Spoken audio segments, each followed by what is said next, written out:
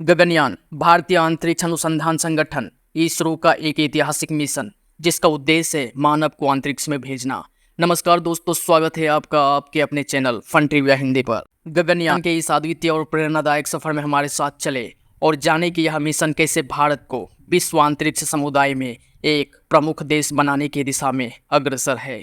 Gaganyaan mission जो 2018 में प्रधानमंत्री नरेंद्र मोदी द्वारा घोषित किया गया था का उद्देश्य 3 भारतीय अंतरिक्ष यात्रियों को अंतरिक्ष में 7 दिनों तक भेजना है। यह भारत के अंतरिक्ष में अस्थायी मानव उपस्थिति स्थापित करने के लिए व्यापक दृष्टिकोण का हिस्सा है। यह मिशन भारत को चौथा देश बनाएगा जो स्वतंत्र रूप से मानव को अंतरिक्ष में भेजेगा। इसका उद्देश्य राष्ट्रीय गर्व को बढ़ाना, अंतरिक्ष विज्ञान में अनुसंधान को प्रोत्साहित करना और युवाओं में स्टेम शिक्षा को बढ़ावा देना है। मिशन का लक्ष्य मानव अंतरिक्ष उड़ान के लिए महत्वपूर्ण तकनीकों का विकास करना भी है। आइए थोड़ा हम भारतीय अंतरिक्ष मिशनों का इतिहास पर नजर डालते हैं। भारत की अंतरिक्ष यात्रा 1960 ईस्वी में साउंडिंग रॉकेट्स के प्रक्षेपण के साथ शुरू हुई। दशकों के दौरान इसरो ने कई उपग्रह लॉन्च किए, स्वदेशी लॉन्च वाहनों जैसे PSLV और GSLV को विकसित किया और मंगलयान और चंद्रयान मिशनों जैसे मील के पत्थर हासिल किए और कई उपलब्धियां हासिल की, जैसे भारतीय क्षेत्रीय नेविगेशन सैटेलाइट सिस्टम की सफल तैनाती।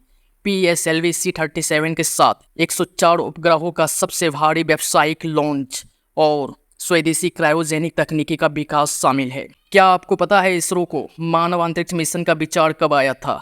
आइए जानते हैं। मानव अंतरिक्ष मिशन के लिए विचार लंबे समय से मौजूद था, जिसमें 2000 के दशक की शुरुआत से अध्ययन और प्रस्ताव शामिल थे। 2018 में प्रधानमंत्री नरेंद्र मोदी के घोषणा के साथ मिशन ने गति पकड़ी। गगनयान मिशन के प्रमुख लक्ष्य मानव अंतरिक्ष उड़ान क्षमताओं को प्रदर्शित करने के अलावा माइक्रोग्रेविटी में प्रयोग करना, अंतरिक्ष में मानव शरीर विज्ञान का अध्ययन करना और भविष्य के मिशनों के लिए आधार तैयार करना है, जिसमें संभावित चंद्र अन्वेषण भी शामिल है।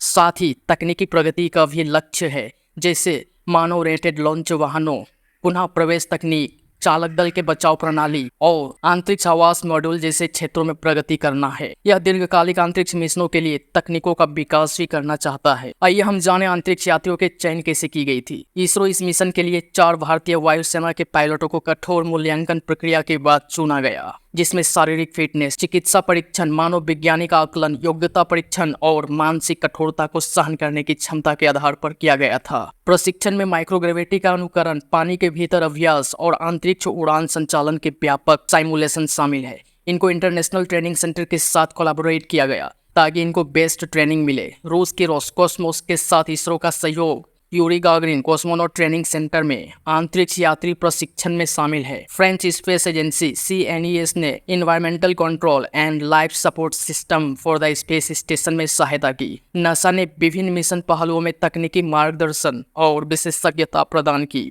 आइए अब हम लॉन्च व्हीकल को समझते हैं। गगनयान मिशन GSLV Mk3, जिसे LV-M3 भी कहा जाता है, का उपयोग करेगा, जो इसरो का सबसे शक्तिशाली लॉन्च वाहन है।